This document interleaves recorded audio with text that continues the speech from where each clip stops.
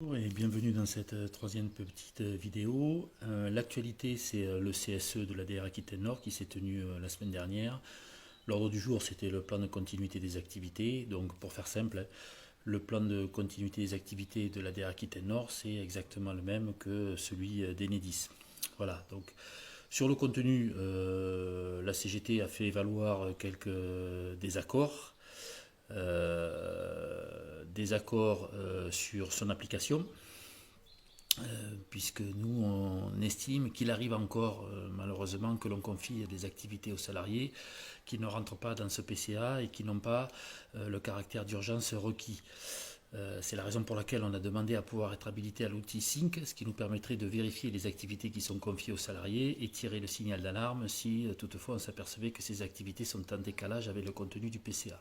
Bon, cette demande est restée sans réponse de la part du président du CSE et on réitérera bien entendu la demande.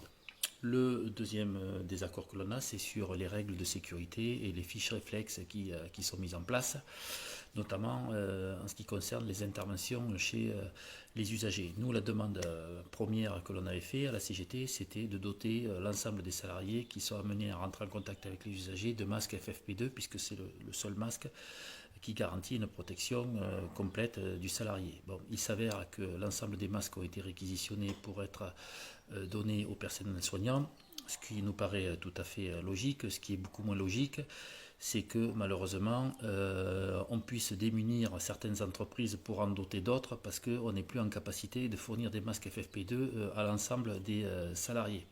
Voilà, ça c'est aussi peut-être le résultat de la délocalisation de nos outils de production dans des pays où le coût du travail est bien plus bas que chez nous.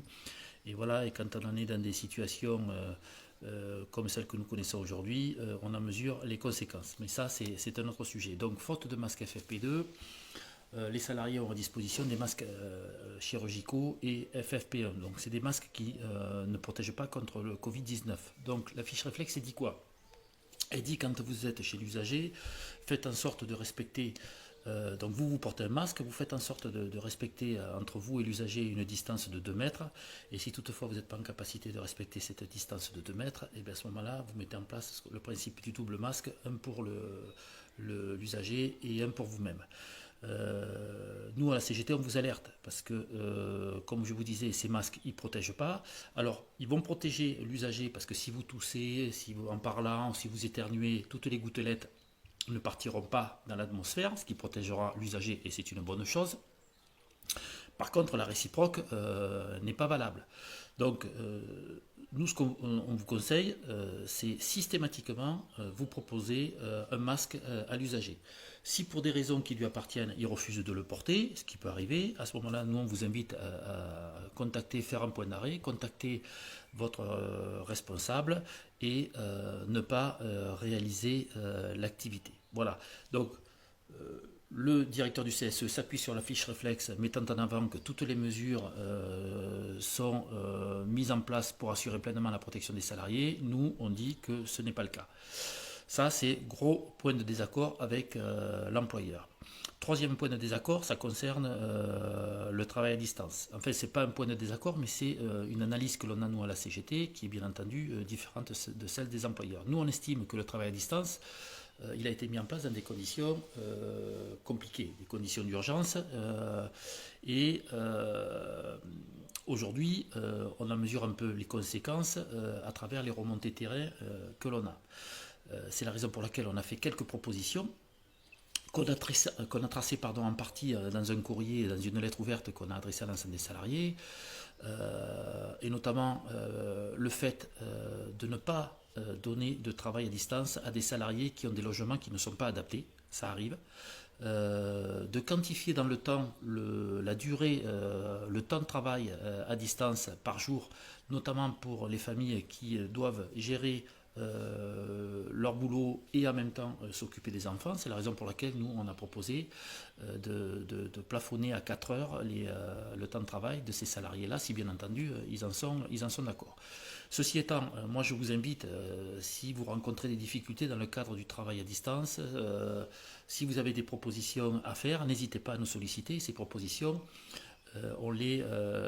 on les remontera auprès de la direction. Ce qu'on va faire, on va faire deux choses. Déjà, en tant que délégué syndical CGT, on va peut-être adresser un courrier à l'employeur pour lui demander une réunion bilatérale direction CGT sur ces questions-là. Ça, c'est la première chose, parce qu'on a besoin d'avoir des réponses. On l'a interpellé, on lui a fait quelques propositions, mais on s'aperçoit malheureusement que, entre guillemets, il s'en cogne parce qu'il ne nous apporte pas des réponses. Donc on va le solliciter de manière un peu plus officielle à travers un courrier des délégués syndicaux CGT. La deuxième chose que l'on va faire, c'est que, suite au CSE, les membres CGT du CSE vont se réunir en réunion téléphonée et on va analyser la situation. Si on estime que toutes les mesures ne sont pas réunies pour assurer pleinement la sécurité des salariés, on déposera un droit d'alerte et bien entendu, on vous tiendra informé. Ce qu'il faut savoir à titre d'information, c'est que le PCA qu'on a vu la semaine dernière, il va être amené à évoluer. Donc on pourrait se dire, il va évoluer en fonction de l'évolution de la pandémie, c'est-à-dire la pandémie recule, on peut ouvrir le champ des interventions et aller au-delà des interventions d'urgence. Non, mais ce n'est pas comme ça que ça va se passer. En fait, il va évoluer en fonction des besoins économiques et pas en fonction de l'évolution de la pandémie. C'est-à-dire, je m'explique, et je cite ni plus ni moins que l'exemple que nous a donné le président du CSE. À un moment donné, il y a des entreprises du BTP qui souhaitent relancer l'activité. Ils vont intervenir au plus haut niveau dans ce sens-là, et a priori, ils devraient avoir le feu vert. S'ils ont le feu vert, de par leur activité, ils seront amenés à solliciter Enedis sur des branchements provisoires, sur des protections de chantier, et on sera obligé de les faire. Donc ces activités-là, d'un seul coup, ces activités-là vont rentrer dans le plan de continuité des activités. Ce qui est inquiétant quand même, c'est que la sécurité des salariés, on a l'impression qu'elle va passer dans un second plan. C'est-à-dire qu'en priorité, on regardera les intérêts économiques avant de mesurer les intérêts des salariés et de préserver pleinement leur santé. Donc là aussi, on va être très vigilant sur l'évolution du PCA et on vous tiendra informé de comment il va évoluer et surtout de quelles mesures compte mettre en place la direction pour continuer à préserver pleinement la santé des techniciens qui interviennent sur le réseau. Dernier petit point sur la question du confinement. Et donc là, cette vidéo, on est lundi de Pâques. Ce soir, a priori, il y aura des annonces du président de la République. Tout le monde dit que le confinement va être prolongé. Donc là aussi, moi je disais dans une vidéo précédente que le confinement était une bonne solution pour faire reculer la pandémie, et je pense que c'est toujours une bonne solution, mais c'est une solution à prendre dans une situation d'urgence. Sauf que cette solution-là, à un moment donné, elle ne peut pas durer vitam aeternam. Il faut savoir que un mois de confinement, moi, quand chez moi j'ai une maison, un jardin, ça se passe plutôt pas mal. Je pense à tous ceux qui ont des appartements en ville, des fois des petits appartements où le confinement est beaucoup plus difficile à vivre.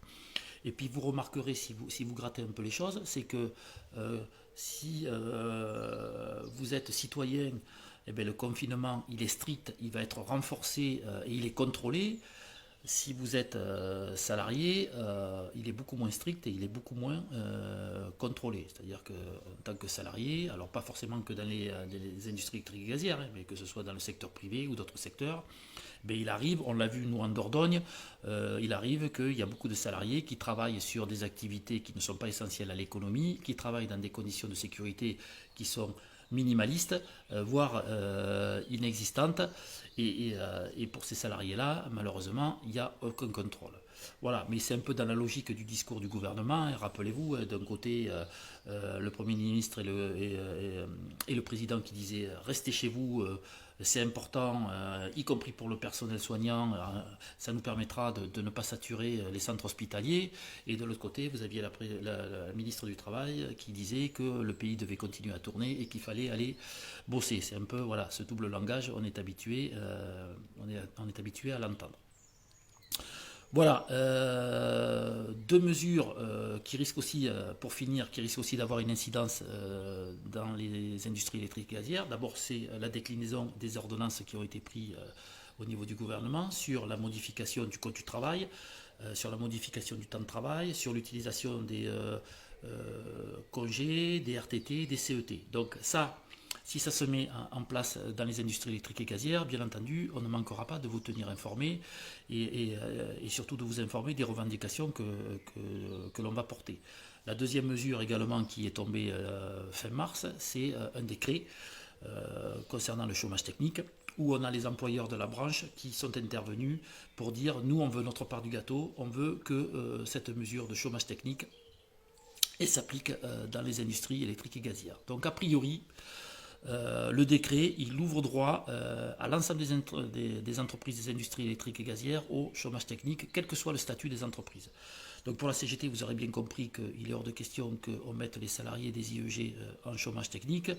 Je rappelle qu'on n'est pas responsable de la pandémie et il est hors de question qu'on puisse être dans cette situation-là. Mais là aussi, en fonction de ce qui va se passer, de comment ça va se mettre en place, et des discussions que les directions vont souhaiter avoir avec les organisations syndicales, on vous tiendra informé de la suite que l'on donnera à ces deux sujets que je viens d'évoquer.